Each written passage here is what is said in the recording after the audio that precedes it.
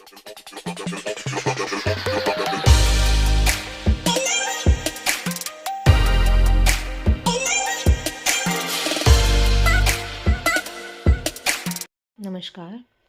मेरे चैनल युग of authors में आप सभी का स्वागत है। आज हम प्रेमचंद की जो कहानी पढ़ेंगे उसका नाम है ईश्वरीय न्याय। चलिए तो शुरू करते हैं। कानपुर जिले में पंडित भृगुदत्त नामक एक बड़े जमींदार थे। मुंशी सत्यनारायण उनके कारिंदा थे। वह बड़े स्वामी भक्त और सच्चरित्र मनुष्य थे। लाखों रुपए की तहसील और हजारों मन अनाज का लेन देन उनके हाथ में था, पर कभी उनकी नीयत डावाडोल ना होती। उनके सुप्रबंध से रियासत दिनों दिन उन्नति करती जाती थी। ऐसे कर्तव्यपरायण सेवक का जितना सम्मान होना चाहिए उससे अधिक ही होता था। दुख सुख के प्रत्येक अवसर पर पंडित जी उनके साथ बड़ी उदारता से पेश आते। धीरे धीरे मुंशी जी का विश्वास इतना बढ़ा कि पंडित जी ने हिसाब किताब का समझना भी छोड़ दिया। संभव है उनसे आजीवन इसी तरह निभ जाती, पर भावी प्रबल है। प्रयाग में कुंभ लगा तो पंडित जी भी स्नान करने गए। वहाँ से लौटकर फिर वे घर न आए। मालूम नहीं किसी गड्ढे में फिसल पड़े या कोई जल जंतु उन्हें खींच ले गया। उनका फिर कुछ पता ही न चला। अब मुंशी सत्यनारायण के अधिकार और भी बढ़े। एक हतभागिनी विधवा और 2 छोटे छोटे बच्चों के सिवा पंडित जी के घर में और कोई न था। अंत्येष्टि क्रिया से निवृत्त होकर एक दिन शोकातुर पंडिताई ने उन्हें बुलाया और रोकर कहा, लाला, पंडित जी हमें मझधार में छोड़कर सुरपुर को सिधार गए। अब यह नैया तुम ही पार लगाओ तो लग सकती है। यह सब खेती तुम्हारी लगाई हुई है, इसे तुम्हारे ही ऊपर छोड़ती हूँ। ये तुम्हारे बच्चे हैं, इन्हें अपनाओ। जब तक मालिक जिए तुम्हें अपना भाई समझते रहे। मुझे विश्वास है कि तुम उसी तरह इस भार को संभाले रहोगे। सत्यनारायण ने रोते हुए जवाब दिया, भाभी, भैया क्या उठ गए, मेरे तो भाग्य ही फूट गए। नहीं तो मुझे आदमी बना देते। मैं उन्हीं का नमक खाकर जिया हूँ और उन्हीं की चाकरी में मरूंगा भी। आप धीरज रखें, किसी प्रकार की चिंता ना करें। मैं जीते जी आपकी सेवा से मुंह ना मोड़ूंगा। आप केवल इतना कीजिए कि मैं जिस किसी की शिकायत करूं उसे डांट दीजिएगा, नहीं तो ये लोग सिर चढ़ जाएंगे। इस घटना के बाद कई वर्षों तक मुंशी जी ने रियासत को संभाला। वह अपने काम में बड़े कुशल थे, कभी एक कौड़ी का भी बल नहीं पड़ा। सारे जिले में उनका सम्मान होने लगा। लोग पंडित जी को भूल सा गए। दरबारों और कमेटियों में वे सम्मिलित होते। जिले के अधिकारी उन्हीं को जमींदार समझते। अन्य रईसों में उनका आदर था, पर मान वृद्धि की महंगी वस्तु है और भांकुरी अन्य स्त्रियों के सदृश पैसे को खूब पकड़ती। वह मनुष्य की मनोवृत्तियों से परिचित न थी। पंडित जी हमेशा लाला जी को इनाम इकराम देते रहते थे। वे जानते थे कि ज्ञान के बाद ईमान का दूसरा स्तंभ उनकी सुदशा है। इसके सिवा वे खुद भी कभी कागजों की जांच कर लिया करते थे। नाम मात्र ही को सही, पर इस निगरानी का डर जरूर बना रहता था, क्योंकि ईमान का सबसे बड़ा शत्रु अवसर है। भानकुंवरी इन बातों को जानती न थी, अतएव अवसर तथा धनाभाव जैसे प्रबल शत्रुओं के पंजे में पड़कर मुंशी जी का ईमान कैसे बेदाग बचता। कानपुर शहर से मिला हुआ ठीक गंगा के किनारे एक बहुत बड़ा आजाद और उपजाऊ गांव था। पंडित जी इस गांव को लेकर नदी किनारे पक्का घाट, मंदिर, बाग, मकान आदि बनवाना चाहते थे, पर उनकी यह कामना सफल ना हो सकी। संयोग से अब यह गांव बिकने लगा। उनके जमींदार एक ठाकुर साहब थे, किसी फौजदारी के मामले में फंसे हुए थे। मुकदमा लड़ने के लिए रुपए की चाह थी। मुंशी जी ने कचहरी में यह समाचार सुना। चटपट मोल तोल हुआ। दोनों तरफ गरज थी। सौदा पटने में देर न लगी। बैनामा लिखा गया, रजिस्ट्री हुई। रुपए मौजूद न था, पर शहर में साख थी। एक महाजन के यहाँ से 30,000 रुपये मंगवाए गए और ठाकुर साहब को नज़र किए गए। हाँ, कामकाज की आसानी के ख्याल से यह सब लिखा पढ़े मुंशी जी ने अपने ही नाम की, क्योंकि मालिक के लड़के अभी नाबालिग थे। उनके नाम से लेने में बहुत झंझट होती और विलम्ब होने से शिकार हाथ से निकल जाता। मुंशी जी बैनामा लिए असीम आनंद में मग्न भानकुंवरी के पास आए, पर्दा कराया और यह शुभ समाचार सुनाया। भानकुंवरी ने सजल नेत्रों से उनको धन्यवाद दिया। पंडित जी के नाम पर मंदिर और घाट बनवाने का इरादा पक्का हो गया। मुंशी जी दूसरे दिन उस गांव में आए। आसामी नजराने लेकर नए स्वामी के स्वागत को हाजिर हुए। शहर के रईसों की दावत हुई। लोगों के नावों पर बैठकर गंगा की खूब सैर की। मंदिर आदि बनवाने के लिए आबादी से हटकर रमणीक स्थान चुना गया। यद्यपि इस गांव को अपने नाम लेते समय मुंशी जी के मन में कपट का भाव न था, तथापि 2-4 दिन में ही उनका अंकुर जम गया और धीरे धीरे बढ़ने लगा। मुंशी जी इस गांव के आय व्यय का हिसाब अलग रखते और अपने स्वामिनों को उसका ब्यौरा समझाने की ज़रूरत ना समझते। भानकुंवरी इन बातों में दखल देना उचित ना समझती थी, पर दूसरे कारिंदों से बातें सुन सुनकर उसे शंका होती थी कि कहीं मुंशी जी दगा तो ना देंगे।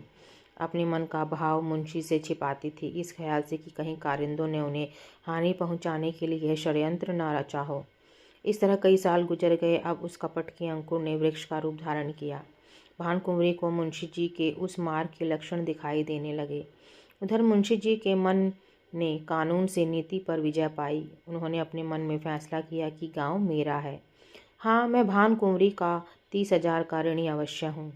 वे बहुत करेंगी तो अपने रुपए ले लेंगी और क्या कर सकती हैं। मगर दोनों तरफ यह आग अंदर ही अंदर सुलगती रही। मुंशी जी अस्त्र सज्जित होकर आक्रमण के इंतजार में थे और भानकुंवरी इसके लिए अवसर ढूंढ रही थी। एक दिन उसने साहस करके मुंशी जी को अंदर बुलाया और कहा, लाला जी, बरगदा के मंदिर का काम कब से लगवाइएगा? उसे लिए 8 साल हो गए। अब काम लग जाए तो अच्छा हो। जिंदगी का कौन ठिकाना है, जो काम करना है उसे कर ही डालना चाहिए। इस ढंग से इस विषय को उठाकर भानकुंवरी ने अपनी चतुराई का अच्छा परिचय दिया। मुंशी जी भी दिल में इसके कायल हो गए। जरा सोचकर बोले, इरादा तो मेरा कई बार हुआ, पर मौके की ज़मीन नहीं मिलती। गंगा तट की ज़मीन असामियों के जोत में है और वे किसी तरह छोड़ने पर राजी नहीं। भानकुंवरी, यह बात तो आज मुझे मालूम हुई। 8 साल हुए। इस गांव के विषय में आपने कभी भूल कर भी दी तो चर्चा नहीं की। मालूम नहीं कितनी तहसील है, क्या मुनाफा है, कैसा गांव है, कुछ सीर होती है या नहीं। जो कुछ करते हैं आप ही करते हैं और करेंगे, पर मुझे भी तो मालूम होना चाहिए। मुंशी जी संभल उठे। उन्हें मालूम हो गया कि इस चतुर स्त्री से बाजी ले जाना मुश्किल है। गांव लेना ही है तो अब क्या डर। खुलकर बोले, आपको इससे कोई सरोकार न था, इसलिए मैंने व्यर्थ कष्ट देना मुनासिब ना समझा। भानकुंवरी के हृदय में कुठार सा लगा। पर्दे से निकल आई और मुंशी जी की तरफ तेज आंखों से देखकर बोली, आप क्या कहते हैं? आपने गांव मेरे लिए लिया था या अपने लिए? रुपए मैंने दिए या आपने? उस पर जो खर्च पड़ा वह मेरा था या आपका? मेरी समझ में नहीं आता कि आप कैसी बातें करते हैं। मुंशी जी ने सावधानी से जवाब दिया, यह तो आप जानती हैं कि गांव हमारे नाम से बसा हुआ है। रुपया जरूर आपका लगा है, पर मैं उसका देनदार हूँ। रहा तहसील वसूल का खर्च, यह सब मैंने अपने पास से दिया है। उसका हिसाब किताब आय व्यय सब रखता गया हूँ। भानकुंवरी ने क्रोध से कांपते हुए कहा, इस कपट का फल आपको अवश्य मिलेगा। आप इस निर्दयता से मेरे बच्चों का गला नहीं काट सकते। मुझे नहीं मालूम था कि आपने हृदय में छुरी छिपा कर रखी है, नहीं तो यह नौबत ही क्यों आती। खैर, अब से मेरी रोकड़ और बही खाता आप कुछ न छुएं। मेरा जो कुछ होगा ले लूँगी। जाइए, एकांत में बैठकर सोचिए। पाप से किसी का भला नहीं होता। तुम समझते होंगे कि बालक अनाथ है, उनकी संपत्ति हजम कर लूँगा। इस भूल में न रहना, मैं तुम्हारे घर की ईंट तक बिकवा लूँगी। यह कहकर भानकुंवरी फिर पर्दे की आड़ में आ बैठी और रोने लगी। स्त्रियां क्रोध की बात किसी न किसी बहाने रोया करती हैं। लाला साहब को कोई जवाब न सूझा। यहाँ से उठाए और दफ्तर जाकर कागज उलट-पुलट करने लगे। पर भानकुंवरी भी उनके पीछे पीछे दफ्तर में पहुंची और डांट कर बोली, मेरा कोई कागज मत छूना, नहीं तो बुरा होगा। तुम विषैले सांप हो, मैं तुम्हारा मुंह नहीं देखना चाहती। मुंशी जी कागजों में कुछ काट छाट करना चाहते थे, पर विवश हो गए। खजाने की कुंजी निकाल कर फेंक दी, बही खाते पटक दिए, किवाड़ धड़ाके से बंद किए और हवा की तरह सन से निकल गए। कपट में हाथ तो डाला, पर कपट मंत्र ना जाना। दूसरे कारिंदों ने कैफियत सुनी तो फूले ना समाये। मुंशी जी के सामने उनकी दाल ना गलने पाती। भानकुंवरी को एक पास जाकर वे आग पर तेल छिड़कने लगे। सब लोग इस विषय में सहमत थे कि मुंशी सत्यनारायण ने विश्वासघात किया है। मालिक का नमक उनकी हड्डियों से फूट फूट कर निकलेगा। दोनों ओर से मुकदमेबाजी की तैयारियां होने लगीं। एक तरफ न्याय का शरीर था, दूसरी ओर न्याय की आत्मा, प्रकृति का पुरुष से लड़ने का साहस हुआ। भानकुँवरी ने लाला छक्कन लाल से पूछा, हमारा वकील कौन है? छक्कन लाल ने इधर उधर झांक कर कहा, वकील तो सेठ जी हैं, पर सत्यनारायण ने उन्हें पहले गांठ रखा होगा। इस मुकदमे के लिए बड़े होशियार वकील की ज़रूरत है। मेहरा बाबू की आजकल खूब चल रही है। हाकिम की कलम पकड़ लेते हैं, बोलते हैं जो जैसे मोटर कार छूट जाती है सरकार। और क्या कहें, कई आदमियों को फांसी से उतार लिया है। उनके सामने कोई वकील जबान तो खोल नहीं सकता। सरकार कहें तो वही कर लिए जाएं। छक्कन लाल की अतियुक्ति से संदेह पैदा कर लिया। भानकुँवरी ने कहा, नहीं, पहले सेठ जी से पूछ लिया जाए, उसके बाद देखा जाएगा। आप चाहिए उन्हें बुला लाइए। छक्कन लाल अपनी तकदीर को ठोकते हुए सेठ जी के पास गए। सेठ जी पंडित भृगुदत्त के जीवन काल से ही उनका कानून संबंधी सब काम किया करते थे। मुकदमे का हाल सुना तो सन्नाटे में आ गए। सत्यनारायण को यह बड़ा नेक नियत आदमी समझते थे।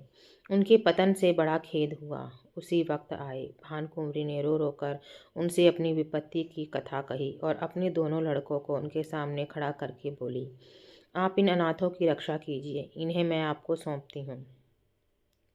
सेठ जी ने समझौते की बात छेड़ी। बोले, आपस की लड़ाई अच्छी नहीं। भानकुँवरी, अन्याय के साथ लड़ना ही अच्छा है। सेठ जी, पर हमारा पक्ष निर्बल है।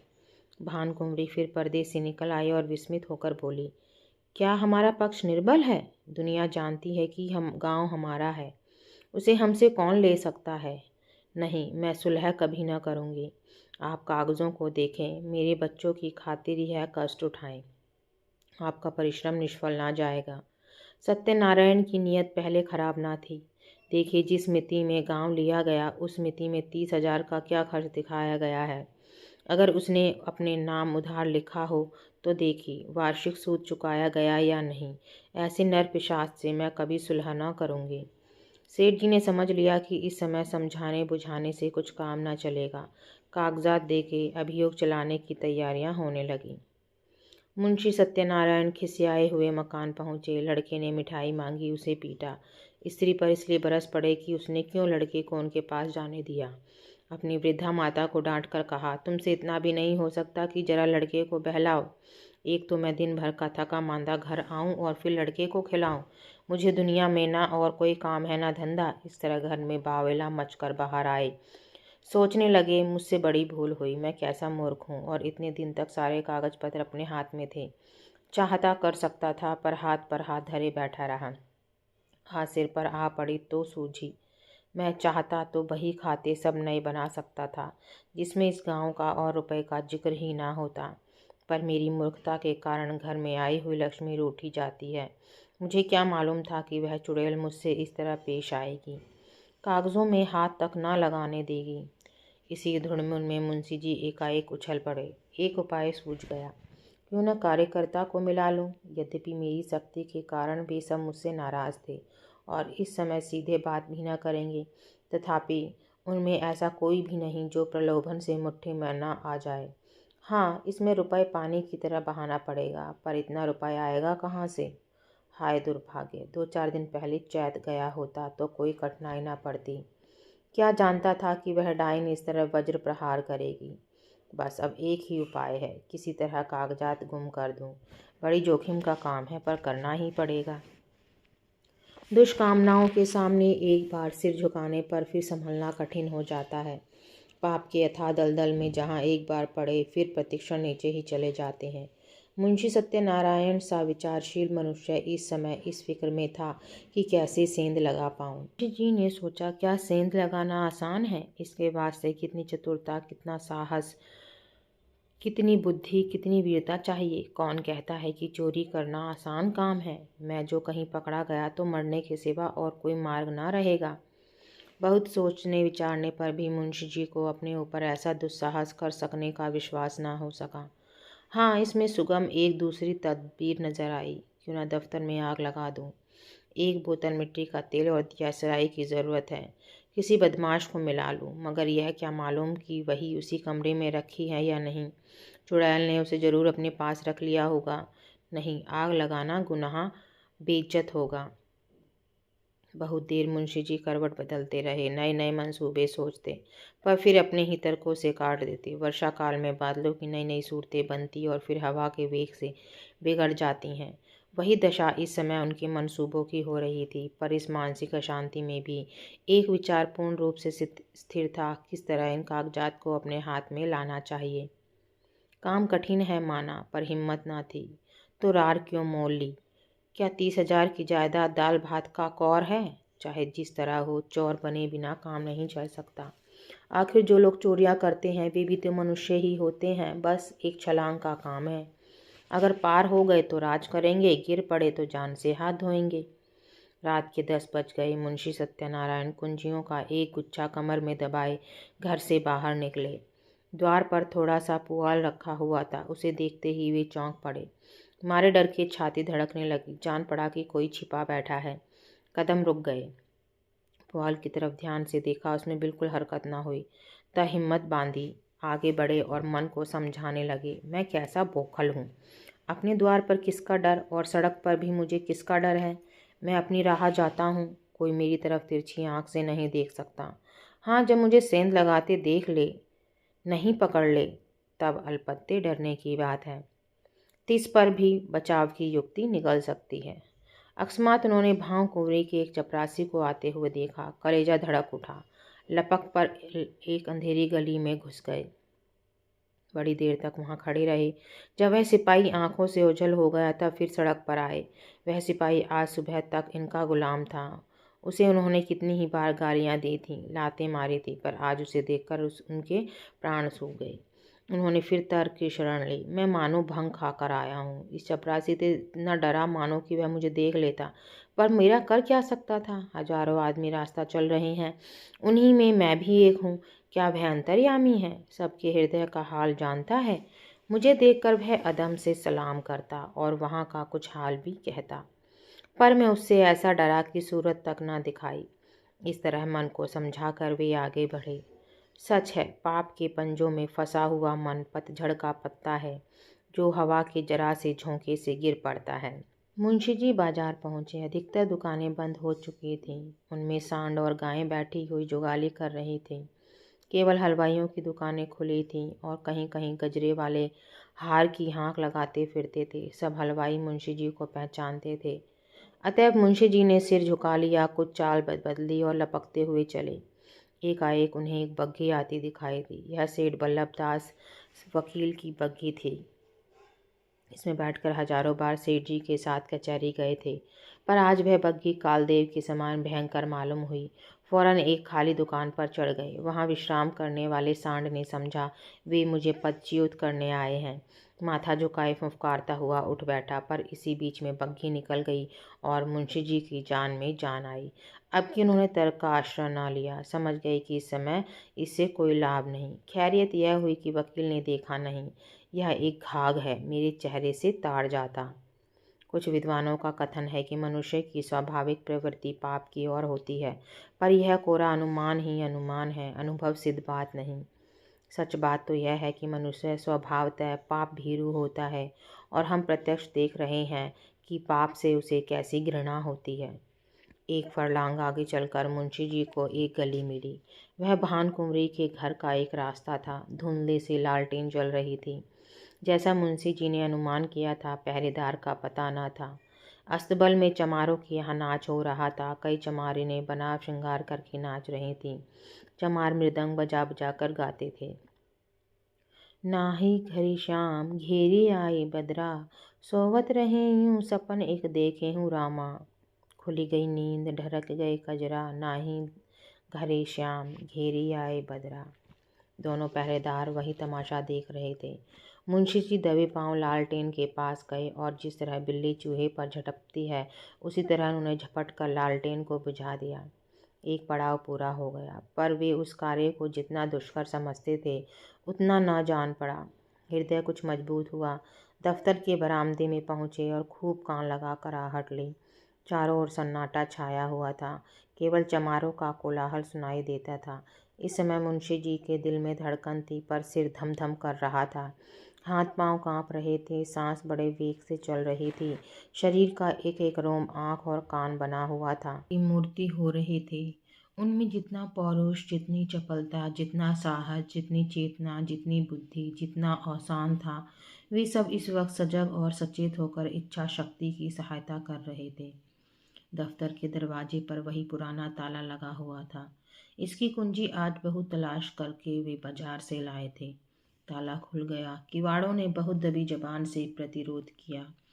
इस पर किसी ने ध्यान न दिया। मुंशी जी दफ्तर में दाखिल हुए। भीतर चिराग जल रहा था।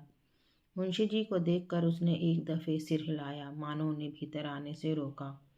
मुंशी जी के पैर थर थर काँप रहे थे। एड़ियाँ जमीन से उछली पड़ती थी। पाप का बोझ उन्हें असह्य था।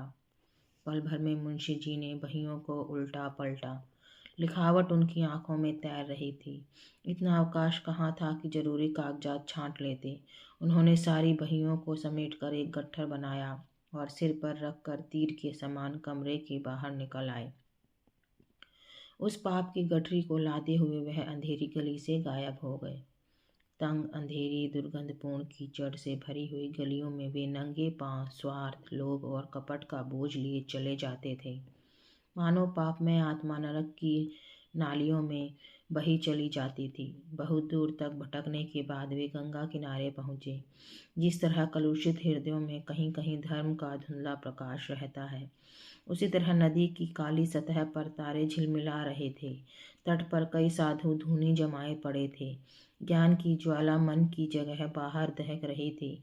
मुंशी जी ने अपना गट्ठर उतारा और चादर से खूब मजबूत बांधकर बलपूर्वक नदी में फेंक दिया। सोती हुई लहरों में कुछ हलचल हुई और फिर सन्नाटा हो गया। मुंशी सत्यनारायण के घर में दो स्त्रियां थीं, माता और पत्नी। वे दोनों अशिक्षित थीं। इस पर भी मुंशी जी को गंगा में डूब मरने या कहीं भाग जाने की जरूरत न होती थी। न वे बॉडी पहनते थे, न मोजे जूते, न हारमोनियम पर गा सकती थी। यहाँ तक कि उन्हें साबुन लगाना भी न आता था। हेयर पिन, ब्रोचेज, चॉकेट आदि परमावश्यक चीज़ों का तो नाम ही नहीं सुना था। बहू ने आत्मसम्मान जरा भी नहीं था, न सास में आत्मगौरव का जोश। बहू अब तक सास की घुड़कियाँ भीगी बिल्ली की तरह सह लेती थी।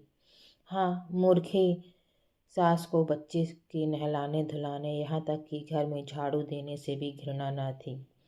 हाँ, ज्ञान आंधी। बहू स्त्री क्या थी, मिट्टी का लौंदा थी। एक पैसे की ज़रूरत होती तो सास से मांगती। सारांश यह है कि दोनों स्त्रियां अपने अधिकारों से बेखबर अंधकार में पड़ी हुई पशुवत जीवन व्यतीत कर रही थीं। ऐसी फूहड़ थी कि रोटियां भी अपने हाथों से बना लेती थीं। कंजूसी के मारे दाल मोठ समोसे कभी बाजार से न मंगाती। आगरे वाले की दुकान की चीज़ें खाई होती तो उनका मज़ा जानती। बुढ़िया खूसट दवा दर्पण भी जानती थी। बैठी बैठी घास पात कोटा करती। मुंशी जी ने माँ के पास जाकर कहा, अम्मा अब क्या होगा? भानकुँवरी ने मुझे जवाब दे दिया। माता ने घबरा कर पूछा, जवाब दे दिया? मुंशी, हाँ, बिल्कुल बेकसूर। माता, क्या बात हुई? भानकुँवरी का मिजाज तो ऐसा ना था। मुंशी, बात कुछ ना थी। मैंने अपने नाम से जो गांव लिया था उसे मैंने अपने अधिकार में कर लिया। कल मुझसे और उनसे साफ साफ बातें हुई। मैंने कह दिया कि गांव मेरा है, मैंने अपने नाम से लिया है, उसमें तुम्हारा कोई इजारा नहीं। बस बिगड़ गई, जो मुंह में आया बकती रही।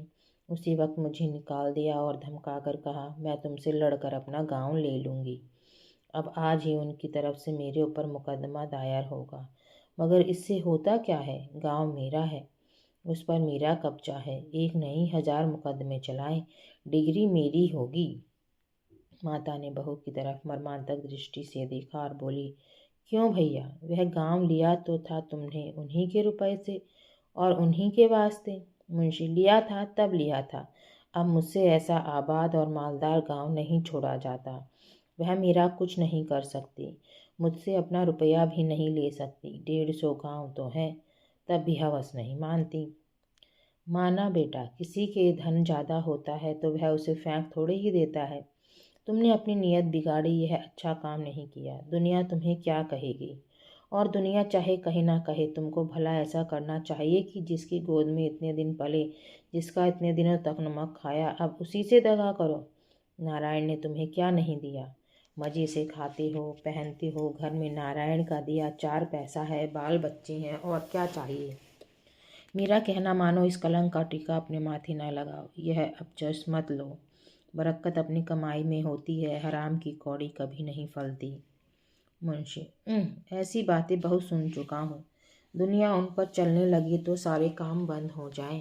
मैंने इतने दिनों इनकी सेवा की, मेरी ही बदौलत ऐसे ऐसे 4-5 गांव बढ़ गए। जब तक पंडित जी थे मेरी नियत का मान था। मुझे आंखों में धूल डालने की ज़रूरत न थी। वे आप ही मेरी खातिर कर दिया करते थे। उन्हें मरे 8 साल हो गए, मगर मुस्मात के एक बीड़े पान की कसम खाता हूँ। मेरी चात से उनको हजारों रुपए मासिक की बचत होती थी।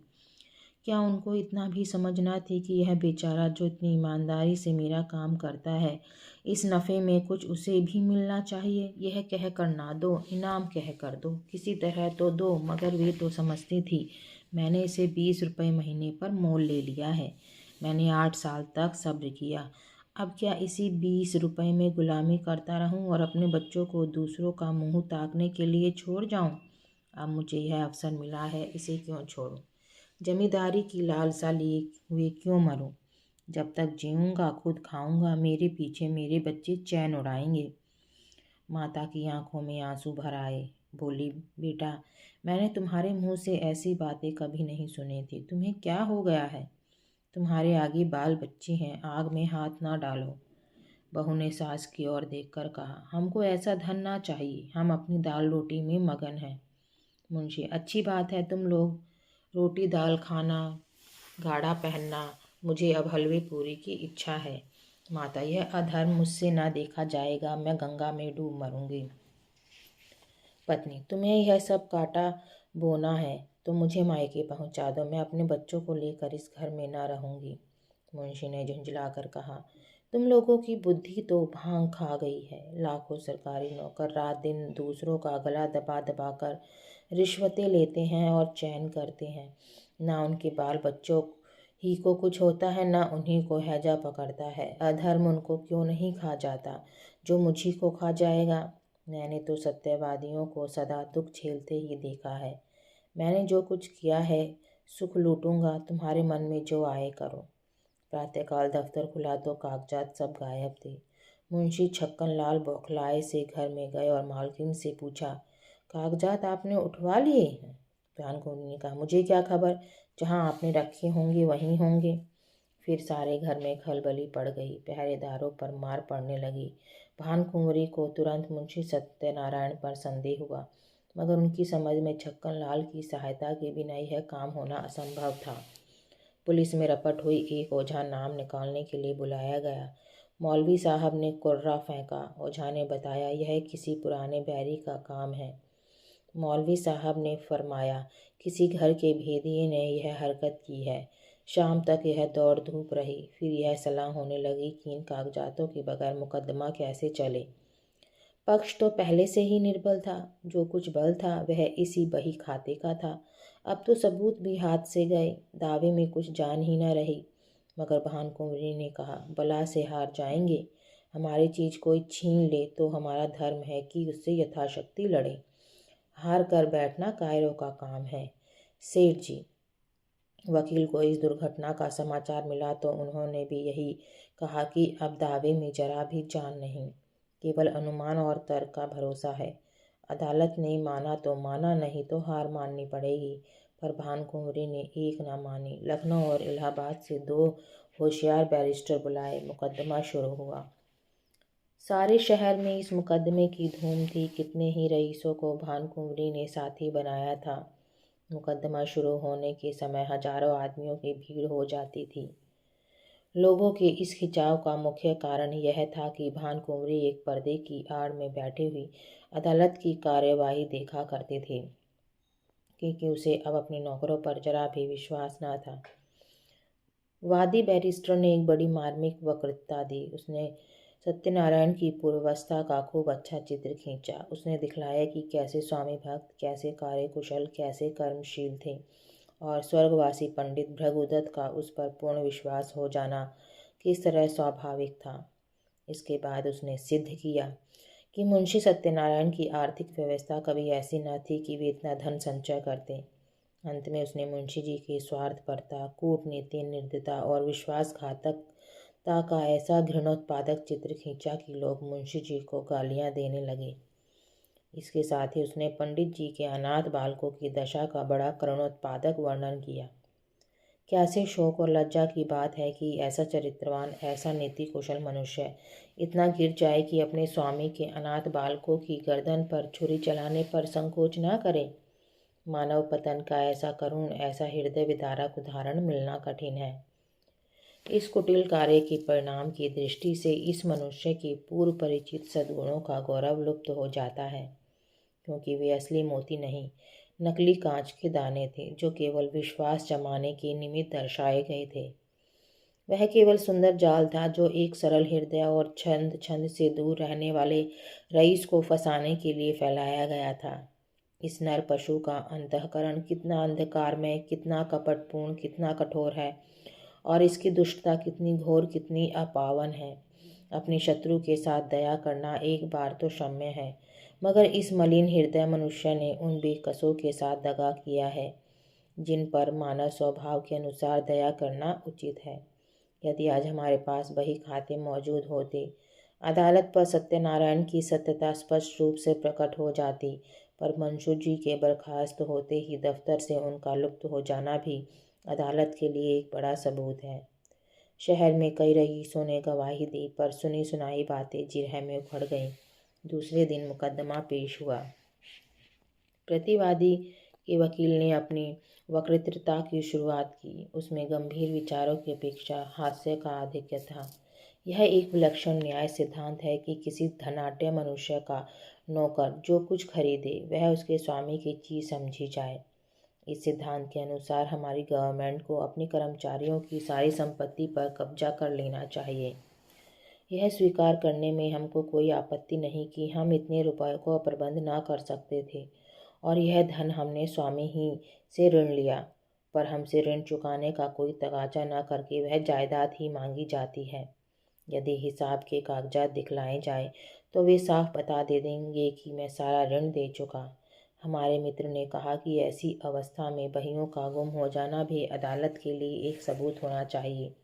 मैं भी उनकी युक्ति का समर्थन करता हूँ। यदि मैं आपसे ऋण लेकर अपना विवाह करूँ तो क्या मुझसे मेरी नवविवाहित वधू को छीन लेंगे? हमारे सुयोग मित्र ने हमारे ऊपर अनाथों के साथ दगा करने का दोष लगाया है।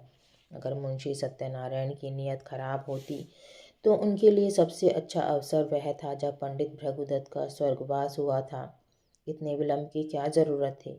यदि आप शेर को फंसाकर उसके बच्चे को उसी वक्त नहीं पकड़ लेते, उसे बढ़ने और सबल होने का अवसर देते हैं, तो मैं आपको बुद्धिमान ना कहूँगा। यथार्थ बात यह है कि मुंशी सत्यनारायण ने नमक का जो कुछ हक था वह पूरा कर दिया। 8 वर्ष तक तन मन से स्वामी के संतान की सेवा की। आज उन्हें अपनी साधुता का जो फल मिल रहा है वह बहुत ही दुखजनक और हृदय विदारक है। इसमें भान कुंवरे का दोष नहीं, वे एक गुण संपन्न महिला हैं, मगर अपनी जाति के अवगुण उनमें भी विद्यमान हैं। ईमानदार मनुष्य स्वभावतः स्पष्टभाषी होता है, उसे अपनी बातों में नमक मिर्च लगाने की ज़रूरत नहीं होती। यही कारण है कि मुंशी जी के मृदुभाषी माथातों को उन पर आक्षेप करने का मौका मिल गया। इस दावे की जड़ केवल इतनी ही है और कुछ नहीं। भानकुंवरी यहाँ उपस्थित हैं। क्या वे कह सकती हैं कि इस 8 वर्ष की मुद्दत में कभी इस गांव का जिक्र उनके सामने आया? कभी उसके हानि लाभ, आय व्यय, लेन देन की चर्चा उनसे की गई? मान लीजिए कि मैं गवर्नमेंट का मुलाजिम हूँ। यदि मैं आज दफ्तर में आकर अपनी पत्नी के आय व्यय और अपने टहलुओं के टैक्सों का पचड़ा गाने लगूं, तो शायद मुझे शीघ्र ही अपने पद से पृथक होना पड़े और संभव है कुछ दिनों तक बरेली की अतिथिशाला में भी रखा जाऊं। जिस गांव से भानकुंवरी का सरोकार न था, उनकी चर्चा उनसे क्यों की जाती? इसके बाद बहुत से गवाह पेश हुए। जिनमें अधिकांश आसपास के देहातों के जमींदार थे। उन्होंने बयान किया कि हमने मुंशी सत्यनारायण असामियों को अपनी दस्तखती रसीदें और अपने नाम से खजाने में रुपया दाखिल करते देखा है।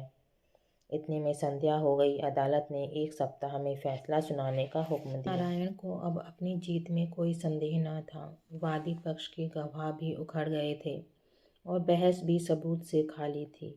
अब इनकी गिनती भी जमींदारों में होगी और संभव है यह कुछ दिनों में रईस कहलाने लगेंगे। पर किसी न किसी कारण से अब शहर के गणमान्य पुरुषों से आंखें मिलाते शर्माते थे। उन्हें देखते ही उनका सिर नीचा हो जाता था। वह मन में डरते थे कि लोग कहीं इस विषय पर कुछ पूछताछ न कर बैठें। वह बाजार में निकलते तो दुकानदारों में कुछ कानाफूसी होने लगती और लोग उन्हें तिरछी दृष्टि से देखने लगते। अब तक लोग उन्हें विवेकशील और सच्चरित्र मनुष्य समझते। शहर के धनी मानी उन्हें इज्जत की निगाह से देखते और उनका बड़ा आदर करते थे। यद्यपि मुंशी जी को अब तक इनसे टेढ़ी तिरछी सुनने का संयोग ना पड़ा था, तथापि उनका मन कहता था कि सच्ची बात किसी से छिपी नहीं है। चाहे अदालत से उनकी जीत हो जाए, पर उनकी साख अब जाती रही। अब उन्हें लोग स्वार्थी, कपटी और दगाबाज समझेंगे। दूसरों की बात तो अलग रही, स्वयं उनके घर वाले उनकी उपेक्षा करते थे। बूढ़ी माता ने 3 दिन से मुंह में पानी नहीं डाला। स्त्री बार बार हाथ जोड़कर कहती थी कि अपने प्यारे बालकों पर दया करो। बुरे काम का फल कभी अच्छा नहीं होता, नहीं तो पहले मुझी को विष खिला दो। जिस दिन फैसला सुनाया जाने वाला था, प्रातःकाल एक कुंजड़ी तरकारियां लेकर आई और मुंशियाइन से बोली, बहू जी, हमने बाजार में एक बात सुनी है, बुरा ना मानो तो कहूँ। जिसको देखो उसके मुंह से यही बात निकलती है कि लाला बाबू ने जालसाजी से पंडिताइन का कोई हल्का ले लिया। हमें तो इस पर यकीन नहीं आता। लाला बाबू ने ना संभाला होता तो अब तक पंडिताइन का कहीं पता ना लगता, एक अंगुल जमीन ना बचती। इन्हीं में एक सरदार था कि सबको संभाल लिया, तो क्या अब उन्हीं के साथ बदी करेंगे? अरे बहू, कोई कुछ साथ लाया है कि ले जाएगा? यही नेक बदी रह जाती है। बुरे का फल बुरा होता है। आदमी ना देखे पर अल्लाह सब कुछ देखता है। बहू जी पर घड़ों पानी पड़ गया। जी चाहता था कि धरती फट जाती तो उसमें समा जाते। स्त्रियां स्वभावतः लज्जावती होती हैं। उनमें आत्माभिमान की मात्रा अधिक होती है। निंदा अपमान उनसे सहन नहीं हो सकता है। सिर झुकाए हुए बोली, बुआ, मैं इन बातों को क्या जानूं? मैंने तो आज ही तुम्हारे मुंह से सुनी है। कौन सी तरकारियां हैं? मुंशी सत्यनारायण अपने कमरे में लेटे हुए कुंजड़िन की बातें सुन रहे थे। उसके चले जाने के बाद आकर स्त्री से पूछने लगे, यह शैतान की खाला क्या कह रही थी? स्त्री ने पति की ओर से मुंह फेर लिया और जमीन की ओर ताकते हुए बोली, क्या तुमने नहीं सुना? तुम्हारा गुणगान कर रही थी। तुम्हारे पीछे देखो, किस किस के मुंह से ये बातें सुननी पड़ती हैं और किस किस के मुंह छुपाना पड़ता है। मुंशी जी अपने कमरे में लौट आए। स्त्री को कुछ उत्तर नहीं दिया। आत्मलज्जा से परास्त हो गई। जो मनुष्य सदैव सर्व सम्मानित रहा हो, जो सदा आत्माभिमान से सिर उठाकर चलता रहा हो, जिसकी सुकृति की सारे शहर में चर्चा होती हो, वह कभी सर्वथा लज्जा शून्य नहीं हो सकता। लज्जा कुपथ की सबसे बड़ी शत्रु है। कुवासनाओं के भ्रम में पढ़कर मुंशी जी ने समझा था, मैं इस काम को ऐसी गुप्त रीति से पूरा कर ले जाऊंगा कि किसी को कानो कान खबर ना होगी। पर उनका यह मनोरथ सिद्ध ना हुआ। बाधाएं आ खड़ी हुईं। उनके हटाने में उन्हें बड़े दुस्साहस से काम लेना पड़ा, पर यह भी उन्होंने लज्जा से बचने के निमित्त किया, जिसमें यह कोई ना कहे कि अपनी स्वामिनी को धोखा दिया। यत्न करने पर भी निंदा से न बच सके। बाजार का सौदा बेचने वालियां भी अब अपमान करती हैं। कुवासनाओं से दबी हुई लज्जा शक्ति इस कड़ी चोट को सहन न कर सकी। मुंशी जी सोचने लगे, अब मुझे धन संपत्ति मिल जाएगी, ऐश्वर्यवान हो जाऊंगा, परंतु निंदा से मेरा पीछा ना छूटेगा। अदालत का फैसला मुझे लोक निंदा से न बचा सकेगा। ऐश्वर्य का फल क्या है? मान और मर्यादा। उससे हाथ धो बैठा तो ऐश्वर्य को लेकर क्या करूँगा? चित्त की शक्ति खोकर, लोक लज्जा सहकर, जन समुदायों में नीच बनकर, अपने घर में कलह का बीज बोकर यह संपत्ति मेरे किस काम आएगी? और यदि वास्तव में कोई न्याय शक्ति हो और वह मुझसे इस कुकृत्य का दंड दे, तो मेरे लिए सिवा मुख में कालिख लगाकर निकल जाने के और कोई मार्ग ना रहेगा। सत्यवादी मनुष्य पर कोई विपत्त पड़ती है तो लोग उनके साथ सहानुभूति करते हैं। दुष्टों की विपत्ति लोगों के लिए व्यंग्य की सामग्री बन जाती है। उस अवस्था में ईश्वर अन्यायी ठहराया जाता है, मगर दुष्टों की विपत्ति ईश्वर के न्याय को सिद्ध करती है। परमात्मन, इस दुर्दशा से किसी तरह मेरा उद्धार करो। क्यों ना जाकर मैं भानकुँवरी के पैरों पर गिर पड़ूं और विनय करूं कि यह मुकदमा उठा लो। शोक, पहले यह बात मुझे क्यों ना सूझी? अगर कल तक मैं उनके पास चला गया होता तो बात बन जाती, पर अब क्या हो सकता है? आज तो फैसला सुनाया जाएगा। मुंशी जी देर तक इसी विचार में पड़े रहे, पर कुछ निश्चय न कर सके कि क्या करें। भानकुँवरी को भी विश्वास हो गया कि अब गांव हाथ से गया। बेचारी हाथ मल कर रह गई। रात भर उसे नींद न आई। रह रहकर मुंशी सत्यनारायण पर क्रोध आता था। हाय पापी, ढोल बजाकर मेरा 50,000 का माल लिए जाता है और मैं कुछ नहीं कर सकती। आजकल के न्याय करने वाले बिल्कुल आंख के अंधे हैं। जिस बात को सारी दुनिया जानती है उसमें भी उनकी दृष्टि नहीं पहुंचती। बस दूसरों को आंखों से देखते हैं। कोरे कागजों के गुलाम हैं। न्याय वह है जो दूध का दूध, पानी का पानी कर दे। यह नहीं कि खुद ही कागजों के धोखे में आ जाए, खुद ही पाखंडियों के जाल में फंस जाए। इसी से तो ऐसी छली कपटी, दगाबाज और दुरात्माओं का साहस बढ़ गया है। खैर, गांव जाता है तो जाए, लेकिन सत्यनारायण, तुम शहर में कहीं मुंह दिखाने के लायक भी न रहो। इस ख्याल से भानकुँवरी को कुछ शांति हुई। शत्रु की हानि मनुष्य को अपने लाभ से भी अधिक प्रिय होती है। मानव स्वभाव ही कुछ ऐसा है। तुम हमारा एक गांव ले गए, नारायण चाहेंगे तो तुम भी इसमें सुख ना पाओगे। तुम आप नरक की आग में जलोगे। तुम्हारे घर में कोई दिया जलाने वाला न रह जाएगा। फैसले का दिन आ गया। आज इजलास में बड़ी भीड़ थी। ऐसे ऐसे महानुभाव उपस्थित थे जो बगुलों की तरह अफसरों की बधाई और विदाई के अवसरों में ही नजर आया करते। वकीलों और मुख्तारों की पलटन भी जमा थी। नियत समय पर जज साहब ने इजलास सुशोभित किया। विस्तृत न्याय भवन में सन्नाटा छा गया। अहलमद ने संदूक से तजबीज निकाली। लोग उत्सुक होकर एक एक कदम और आगे खिसक गए। जज ने फैसला सुनाया। मुद्दई का दावा खारिज। दोनों पक्ष अपना अपना खर्च सह लें। यद्यपि फैसला लोगों के अनुमान के अनुसार ही था, तथापि जज के मुंह से उसे सुनकर लोगों में हलचल सी मच गई। उदासीन भाव से फैसले पर आलोचनाएं करते हुए लोग धीरे धीरे कमरे से निकलने लगे। एकाएक भानकुँवरी घूंघट निकाले इजलास पर आकर खड़ी हो गई। जाने वाले लौट पड़े। जो बाहर निकल गए थे दौड़ कर आ गए और कौतूहलपूर्वक भानकुँवरी की तरफ ताकने लगे। भानकुँवरी ने कंपित स्वर में जज से कहा, सरकार, यदि हुक्म दे तो मैं मुंशी जी से कुछ पूछूं। यद्यपि यह बात नियम के विरुद्ध थी, तथापि जज ने दयापूर्वक आज्ञा दे दी। तब भानकुँवरी ने सत्यनारायण की तरफ देखकर कहा, लाला जी, सरकार ने तुम्हारी डिग्री तो कर ही दी। गांव तुम्हें मुबारक रहे, मगर ईमान आदमी का सब कुछ है। ईमान से कह दो, गांव किसका है? हजारों आदमी यह प्रश्न सुनकर कौतूहल से सत्यनारायण की तरफ देखने लगे। मुंशी जी विचार सागर में डूब गए। हृदय में संकल्प और विकल्प में घोर संग्राम होने लगा। हजारों मनुष्य की आंखें उनकी तरफ जमी हुई थी।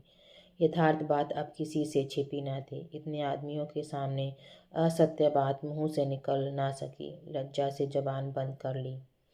मेरा कहने में काम बनता था, कोई बात ना थी, किंतु घोरतम पाप का दंड समाज दे सकता है, उसके मिलने का पूरा भय था। आपका कहने से काम बिगड़ता था। जीती जिताई बाजी हाथ से निकल जाती थी। सर्वोत्कृष्ट काम के लिए समाज से जो इनाम मिल सकता है, उसके मिलने की पूरी आशा थी। आशा के भय को जीत लिया। उन्हें ऐसा प्रतीत हुआ जैसे ईश्वर ने मुझे अपना मुख उज्जवल करने का यह अंतिम अवसर दिया है।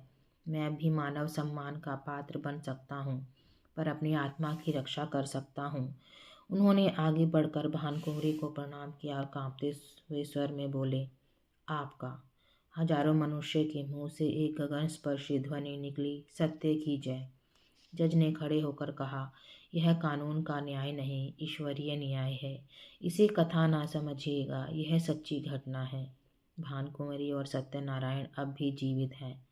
मुंशी जी के इस नैतिक साहस पर लोग मुग्ध हो गए। मानवीय न्याय पर ईश्वरीय न्याय ने जो विलक्षण विजय पाई, उसकी चर्चा शहर भर में महीनों रही। भानुकुँवरी मुंशी जी के घर गई, उन्हें मना कर लाई, फिर अपना सारा कारोबार उन्हें सौंपा और कुछ दिनों उपरांत यह गांव उन्हीं के नाम हिब्बा कर दिया। मुंशी जी ने भी उसे अपने अधिकार में रखना उचित ना समझा, कृष्णार्पण कर दिया। अब इसकी आमदनी दीन दुखियों और विद्यार्थियों की सहायता में खर्च होती है। तो दोस्तों, आप सबको ये कहानी कैसी लगी कमेंट बॉक्स में ज़रूर लिखना। धन्यवाद।